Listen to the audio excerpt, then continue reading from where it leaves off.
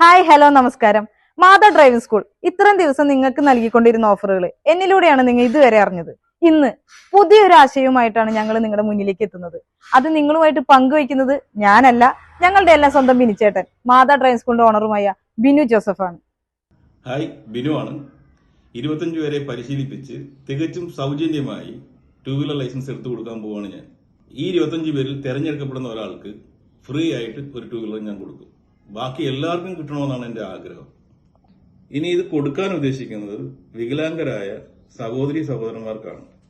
അത് കേരളത്തിലെ ഏത് ജില്ലക്കാരാണെങ്കിലും നമ്മളത് ചെയ്തു കൊടുക്കും.